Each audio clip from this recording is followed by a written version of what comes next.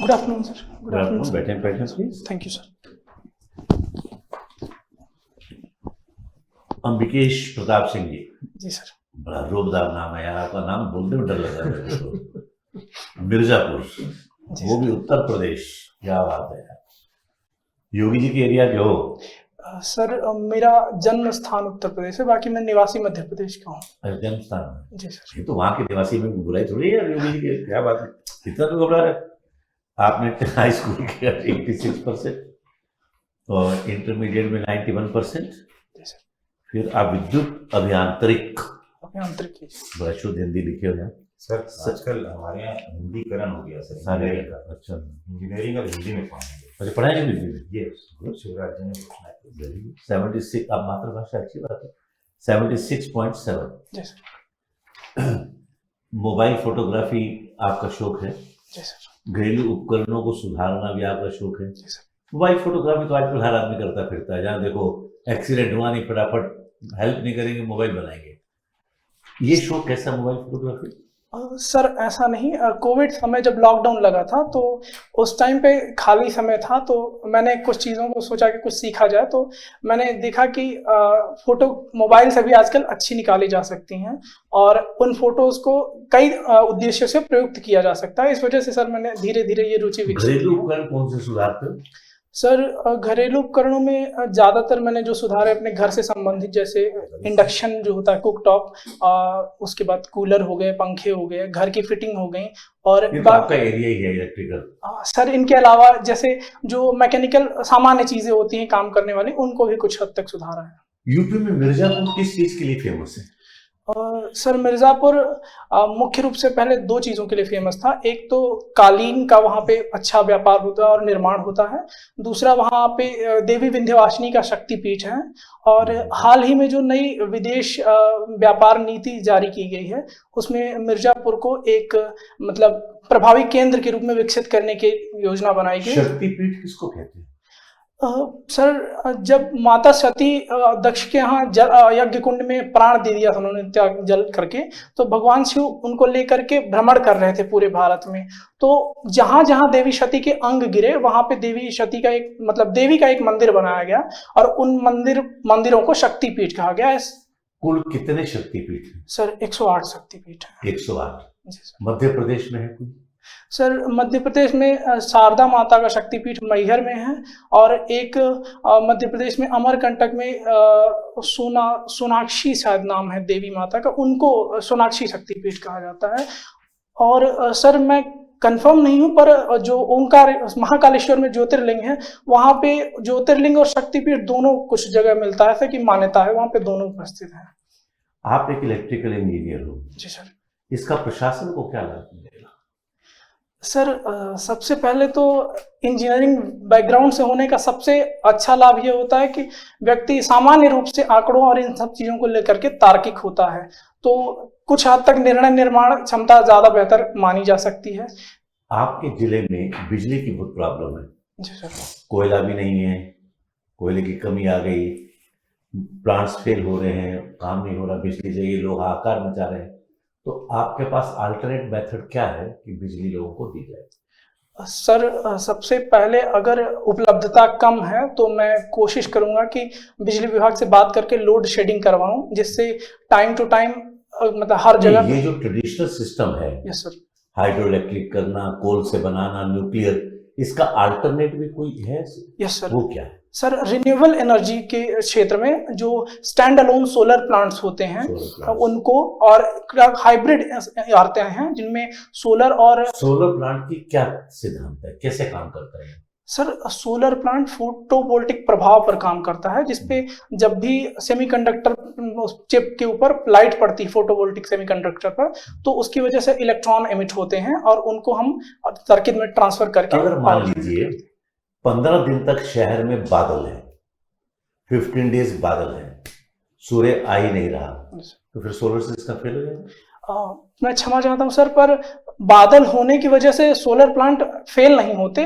वो एक particular intensity और फ्रीक्वेंसी के ऊपर काम करते हैं, तो बादल होने पर भी कुछ मात्रा में प्रकाश पहुंचता है। हाँ, यह बात सत्य है कि तीव्रता कम होने से उत्पादन क्या कम होता है। सोलर सिस्टम का उपयोग हम घरों की लाइट के अलावा कहीं और इन जनरल मास में कर सकते हैं? सर वाटर हीटर के रूप में किया जाता है। इन जनरल मास, जनरल मास जो यहाँ मत जाना है आपको इंदौर से दिल्ली। यस सर, अभी हाल ही में कुछ ऐसे एक्सपेरिमेंट चल रहे हैं जिससे ट्रांसपोर्टेशन सिस्टम में गाड़ियों की छतों पर ये जो हाईवे पे रोड लाइट्स हैं, यस सर, ये सोलर से नहीं कर सकते? यस सर, इनको भी किया जा सकता सोलर है। से कर दो, या फिर लाइट जरूरत नहीं, व्हीकल व्हीकल बनाए जा सकते हैं। ये मिर्जापुर में कौन सी बोली बोली जाती है? सर मिर्जापुर में वहाँ के लोग गहरवारी कहते हैं, पर दरअसल में वो भोजपुरी से मिली भोजपुरी के ही रूप हैं। आप मिली जुली भोजपुरी और आप गोरखपुरी भोजपुरी जो है उनको मिक्स कह सकते हैं। भोजपुरी में संख्यावाचक शब्द उनके आगे खास शब्द लगाने की परंपरा है। जो संख्यावाचक शब्द है ना, यस सर। उनके साथ ही कोई खास शब्द लगाया जाता है। सॉरी सर, मैं नहीं याद कर पा रहा हूँ। ऐसा नहीं सुना नहीं आपने? एक ठो द्विठो? Yes sir, yes sir. आपने हिस्ट्री में पढ़ा होगा गुप्त काल। जी सर। गुप्त काल में कुछ बेहतरीन रचनाएं लिखी गई, किताबें लिखी गई। कुछ किताबों के नाम बताओ। सर गुप्त काल में गुप्त कालिदास की जो रचनाएं थी, जैसे रघुवंश महाकाव्य था, अभिज्ञान शाकुंतलम था, मालविकाग्निमित्रम था, और इसके अलावा अमर सिंह का अमरकोश व्याकरण के लिए लिखा गया था। Very good. अपने हिंदुस्तान में कितने तरह के प्रजातीय समूह होते हैं? सर मुख्य रूप से 4 नृजातीयता मानी जाती है। एक ऑस्ट्रो यूरोपीय या भारतीय यूरोपीय जिनको हम कहते हैं, दूसरा द्रविड़, तीसरा ऑस्ट्रेलियाई, और चौथा है हिंदी बर्मा या इंडो तिब्बती जिनको कहते हैं, या मंगोलियाई नस्ल से जो संबंधित है उनको माना जाता है। बहुत शानदार। चलिए समझ। बेटा ये बताओ, चंद्रदेव, गोविंद चंद, जयचंद, इन शासकों के नाम सुने हैं आपने? सर जयचंद संभवतः गहरवार वंश के शासक थे जिन्होंने पृथ्वीराज चौहान का साथ नहीं, बस लिया। आप मुझे बताइए, तीनों के बारे में बताएं, तीनों के नाम जानते हैं आप? सर बाकी 2 को मैं ध्यान नहीं कर पा रहा हूँ। जयचंद का नाम मैंने सुना है। ये तीनों शासक जो हैं गहरवार वंश के थे, ठीक है। इनमें से मिर्जापुर क्षेत्र में किसके राज्य की स्थापना? क्षमा चाहता हूँ सर, मैंने इनके बारे में नहीं पढ़ा। गढ़वाल वंश का संस्थापक कौन था? Sorry sir. नहीं, कोई बात नहीं ना। चलिए आप ये बताइए, 82.5 डिग्री देशांतर रेखा, 82.5 डिग्री लॉन्गिट्यूड, ये पास होता है आपके मिर्जापुर के पास से होता है। जी सर। कहाँ से? सर मिर्जापुर से कहते हैं और नैनी से कहते हैं। नैनी, जी सर। है ना। पुराना कॉन्सेप्ट है कि वो हमारे विंध्यवासिनी मंदिर से होकर जाता है। जी। ठीक है। जी सर। तो ये जो मानक समय रेखा है, ये क्या होती है? सर किसी भी स्थान के समय को निर्धारित करने के लिए, जिससे कि समय की एक रूपता बनी रहे, हम एक निश्चित क्षेत्र के भीतर एक देशांतर रेखा को मानक समय रेखा के रूप में लेते हैं, जिससे वहां का हम समय निर्धारित कर सकें। और सामान्यतः यह ग्रीनविच से 30 मिनट के अंतरालों पर मापी जाती है, और भारत का जो मानक समय निर्धारित किया गया है उसको हम 82.5 डिग्री पर रखे हैं। पर अंग्रेजों के समय तो चेन्नई से होता था। सर मैं क्षमा चाहता हूँ, पर अंग्रेजों के समय भारत में 3 मानक समय चलते थे। कोलकाता मानक समय, बंबई मानक समय, और एक बागान मानक समय करके अलग समय था। चलिए ये बताइए, कैमूर, यस, कैमूर की पहाड़ियां चुरहट में है? जी सर। जी सर। चुरहट में देखा आपने जी कैमूर सर। की पहाड़ियां, और मिर्जापुर में भी देखा। जी सर। तो इनकी ऊंचाइयां सबसे अधिक कहाँ होगी ऊंचाई? सर जो कैमूर की पहाड़ियां चुरहट साइड है, वहां पर 603 मीटर के आसपास की ऊंचाई है, परंतु उस स्थान विशेष की सर का नाम मुझे नहीं पता है। मतलब ये कम ऊंचाई, यानी समाप्त कहाँ होती जाती है ये? सर ये बिहार में कैमूर जिले में जाके समाप्त होती है। आपके पास पहली बार मोबाइल जो है जिससे फोटोग्राफ खींच सकते हो, यस, वो कब आया था? सर जो बढ़िया फोटो खींच सकता हूँ मैं मोबाइल से, वो सर मैंने 2017 में लिया था। तो उससे पहले आपका कोई इंटरेस्ट नहीं था? सर मुझे व्यक्तिगत रूप से मोबाइल फोटोग्राफी में इंटरेस्ट खाली समय में कोविड लॉकडाउन के टाइम पे आया। ये मोबाइल उससे पहले क्या था? 2017 से पहले आपका उसके पहले सर जो मेरा फोन था वो बहुत अच्छा नहीं था, इस वजह से। इंटरेस्ट क्या था? सर मैं चीजों को सुधारने में तब भी इंटरेस्टेड हुआ करता था खाली टाइम पे। अच्छा। और इसके अलावा सर व्यक्तिगत रूप से हॉबी विकसित करने का, हम मध्यम क्लास से जहाँ से आते हैं वहाँ ऐसा कोई स्पेशल हॉबी विकसित करने का समय मिलता नहीं है लोगों को सामान्यतः जीवन में। अच्छा, एक राष्ट्रीय युवा महोत्सव होने वाला है, ठीक है? राष्ट्रीय युवा महोत्सव था दिल्ली में। पीएमओ से स्पेशली आपको बुलाया जाता है। पीएमओ समझ गए? प्राइम मिनिस्टर ऑफिस में स्पेशली आपको बुलाया जाता है और आपको बोला जाता है कि युवाओं को संबोधित करना है आपको। पूरे देश भर से युवा आएंगे और आपको बुलाया जाता है स्पेशली। फिर एक मेल और आता है, उसमें लिखा जाता है कि माननीय प्रधानमंत्री नरेंद्र मोदी जी 5 पॉइंट आपसे जानना चाहते हैं जिस पर आप बोलोगे। सिर्फ 5 पॉइंट लिख करके भेजने। तो 5 पॉइंट कौन से होंगे? सर मैं थोड़ा समय लेना चाहूँगा। बिल्कुल।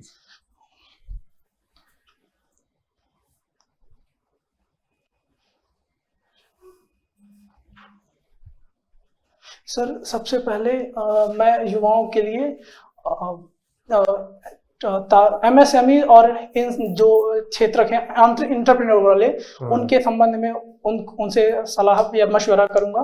दूसरा सर मैं युवाओं से भारतीय राजनीति के संदर्भ में या भारतीय समाज के संदर्भ में, राजनीति या समाज सर दोनों को चर्चाओं या वाद विवाद जैसे मुद्दों को आयोजित करने के संदर्भ में बात करूंगा। ठीक है। तीसरा सर मैं उनसे प्रैक्टिकल एजुकेशन सिस्टम के बारे में बात करूंगा कि वो अपने स्तर पर या अपने से छोटे स्तर पर जहां भी संभव हो प्रैक्टिकल एजुकेशन के बारे में बात करें। और चौथा सर मैं उनसे बात करूंगा कृषि के क्षेत्र में भारत के। और सर पांचवा यथासंभव होगा मैं महिला सशक्तिकरण के बारे में उनसे बात करना चाहूंगा।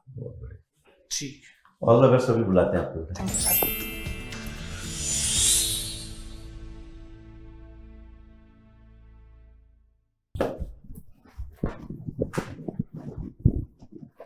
देखिए कैसे किसने सिखाया कि बाहर से कोर्ट बंद करके आओ अंदर आके खोलो? किसी कोचिंग वाले ने? नहीं सर, सामान्य तो बैठने के लिए ये उसको खोल के अंदर आओ ना। बड़ों के सामने भी बता है कि आप रुकते हैं, बिल्कुल खोलते हैं, बंद करते हैं।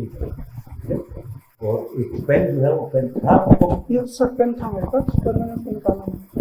पेन होना चाहिए यहाँ लगा। ठीक है। वो एक गाना पुराना याद है, तेरी क्या तारीफ करूं खुदा ने तुझे बनाया।